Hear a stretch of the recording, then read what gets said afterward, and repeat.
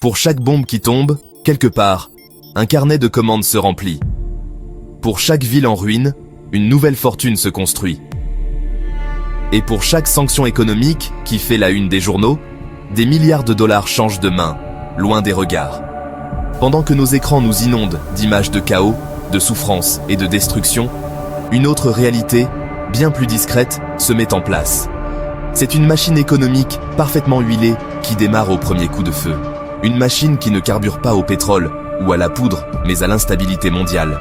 Regardez ce qui s'est passé avec la guerre en Ukraine. Alors que le conflit faisait rage, la fortune combinée des milliardaires russes a grimpé en flèche. D'après le magazine Forbes, leur richesse a atteint le chiffre hallucinant de 577 milliards de dollars en 2024. Le pays compte désormais 120 milliardaires, contre 105 l'année précédente.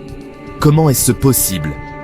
Comment, au cœur d'un désastre humanitaire et sous le poids de sanctions censées être dévastatrices, certains peuvent-ils non seulement s'en sortir, mais prospérer de façon aussi spectaculaire? La réponse est aussi simple que terrifiante. La guerre, pour une petite élite financière et industrielle, ce n'est pas une catastrophe. C'est une opportunité. Aujourd'hui, on va démonter ensemble les rouages de cette machine à profit. On va voir comment les conflits modernes sont devenus le terrain de jeu des plus puissants, un mécanisme implacable qui creuse les inégalités et transforme les décombres en or. Bienvenue dans les coulisses de l'économie de guerre. Alors, par quoi commence cette machine? Le premier rouage, le plus visible, c'est celui des matières premières. Quand un conflit éclate, surtout s'il implique des poids lourds de la scène mondiale, les marchés paniquent. C'est une réaction quasi pavlovienne. L'incertitude perturbe les livraisons, les sanctions redessinent les cartes du commerce et la simple peur d'une pénurie fait le reste. Résultat, les prix s'envolent. Pétrole, gaz, nickel, blé, engrais. Chaque ressource devient une arme économique et un outil de spéculation. Ceux qui les contrôlent, que ce soit des États ou des conglomérats privés, se retrouvent en position de force. Ils tiennent le monde en otage et les chiffres sont sans appel. L'invasion de l'Ukraine a provoqué une flambée historique des prix de l'énergie et de la nourriture. Et les premiers à en profiter, paradoxalement, ce sont les oligarques russes. Comment ont-ils fait?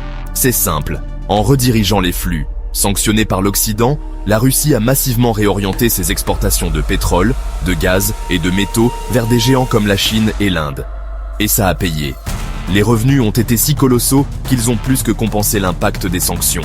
La fortune d'Andrei Melnychenko, le roi des engrais, a explosé, le propulsant un temps homme le plus riche de Russie. Vladimir Potanin, à la tête de Nornickel, le plus grand producteur mondial de nickel, a vu sa fortune grimper en flèche. Idem pour Vagit Alekperov, l'ancien patron du géant pétrolier Lukoil, dont la fortune est passée de 20,5 à 28,6 milliards de dollars en un an.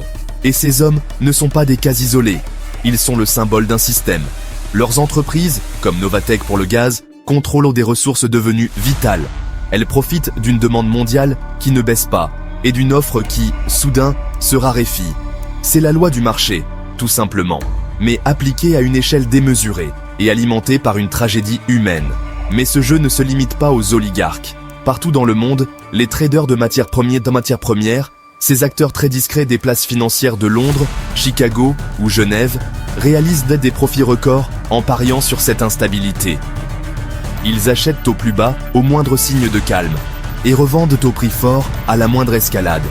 Chaque déclaration politique, chaque mouvement de troupes est une occasion de spéculer. Pour eux, la guerre, ce n'est pas de la géopolitique. C'est une courbe sur un graphique, une opportunité à ne surtout pas manquer. Voilà le premier étage, le plus brutal, de la machine à profit. Si les matières premières sont le carburant, le moteur principal de la machine, ce sont les contrats d'État. En temps de guerre, la priorité absolue d'un gouvernement, c'est la défense.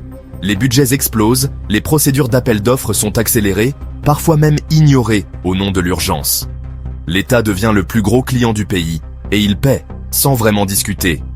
C'est l'âge d'or pour l'industrie de l'armement. En 2023, les revenus des 100 plus grandes entreprises de défense ont atteint la somme folle de 632 milliards de dollars, une hausse de plus de 4% en un an, directement liée aux conflits en Ukraine et à Gaza. Des entreprises comme l'allemande Rheinmetall ont vu leur carnet de commandes de chars et de munitions déborder, notamment grâce aux besoins de Kiev.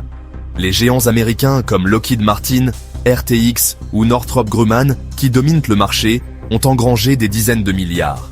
Mais le plus fascinant, c'est de voir à quel point cet argent est lié au pouvoir politique. En Russie, le mélange est total. Près de la moitié des grandes fortunes du pays sont directement impliquées dans l'effort de guerre. Ce ne sont pas des profiteurs passifs, ils sont des rouages essentiels de la machine militaire. Alexei Mordachov, le magnate de l'acier, fournit le métal pour les blindés. Gennady Timchenko, un proche du pouvoir, obtient des contrats de plusieurs milliards pour la logistique ou la fourniture de carburant à l'armée via ses entreprises. C'est un cercle fermé où la loyauté au pouvoir est récompensée par des contrats publics extrêmement lucratifs, payés avec l'argent du contribuable. L'effort de guerre devient une affaire de clan, un écosystème où le pouvoir politique garantit les profits et où les profits renforcent le pouvoir politique. Et la machine ne s'arrête pas quand les armes se taisent, bien au contraire, elle passe à l'étape suivante. La reconstruction. Les mêmes entreprises qui ont profité de la destruction sont déjà sur les rangs pour reconstruire. Des accords sont signés pour la reconstruction de l'Ukraine, un marché qui est déjà estimé à des centaines de milliards de dollars. Des entreprises françaises, américaines et d'autres pays alliés se positionnent sur des secteurs clés. L'énergie, les infrastructures, la santé, le numérique. La boucle est bouclée. La destruction finance la reconstruction. Et les deux étapes enrichissent le même cercle restreint d'acteurs bien connectés. Si ce genre d'enquête vous semble important, abonnez-vous, activez les notifications pour plus de vidéos. Le dernier rouage de la machine est le plus abstrait, le plus silencieux, mais c'est peut-être le plus puissant de tous, la finance. Aujourd'hui, une guerre ne se gagne plus seulement sur le champ de bataille, mais aussi sur les marchés financiers. Et pour ça, il faut de l'argent, énormément d'argent.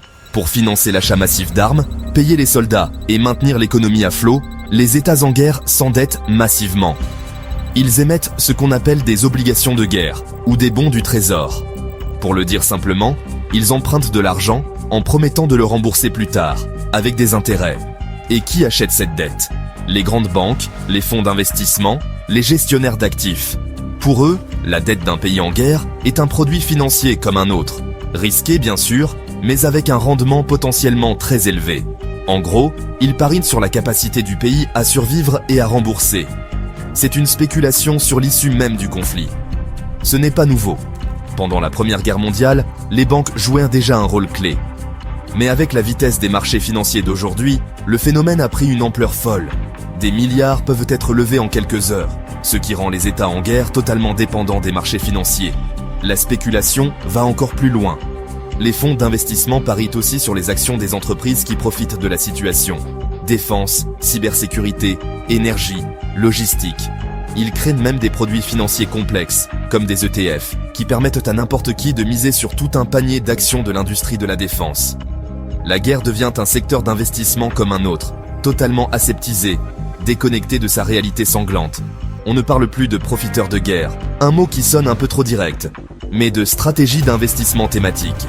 Le langage est plus propre, mais le mécanisme est exactement le même. Et enfin, il y a la spéculation sur la reconstruction. Avant même que les combats ne cessent, les analystes financiers évaluent déjà ce que coûtera la reconstruction et quelles entreprises en profiteront. Ils utilisent ces infos pour acheter des actions de géants du BTP ou de l'ingénierie, en anticipant les futurs contrats. C'est le profit ultime. Parier sur la renaissance d'un pays qu'on a, d'une certaine manière, aidé à détruire via d'autres investissements. C'est le visage le plus cynique et le plus sophistiqué de l'économie de guerre. La flambée des matières premières. Les contrats d'État distribués dans l'opacité. La spéculation financière sur la dette et la reconstruction. Voilà les trois piliers de cette machine à profit que personne n'est censé voir. Ce n'est pas une théorie du complot. C'est juste la description des mécanismes économiques qui régissent notre monde en temps de crise. La guerre en Ukraine en est l'exemple le plus tragique et le plus clair. D'un côté, une oligarchie russe qui s'enrichit grâce à son contrôle sur les ressources et sa proximité avec le pouvoir. De l'autre, une oligarchie ukrainienne affaiblie, dont les usines et les biens ont été détruits par les bombardements, et dont la fortune a collectivement chuté. Ça montre bien que le profit ne dépend pas de la nationalité, mais de sa place dans la machine. Êtes-vous du côté de ceux qui vendent les armes et les ressources, ou du côté de ceux dont le pays est en train d'être dévasté? Cette machine n'est pas un accident. Elle est le produit d'un système où les intérêts financiers d'une minorité passent souvent avant la paix et la sécurité de tous les autres. Un système où la destruction peut être une source de profit et où la reconstruction est déjà vue comme une future opportunité de marché. Alors, une fois qu'on a compris comment tout ça fonctionne, il reste une question, la plus importante de toutes. Maintenant qu'on sait, qu'est-ce qu'on fait? Laissez votre avis dans les commentaires. Partagez cette vidéo pour que cette réalité soit connue du plus grand nombre. Merci de nous avoir suivis.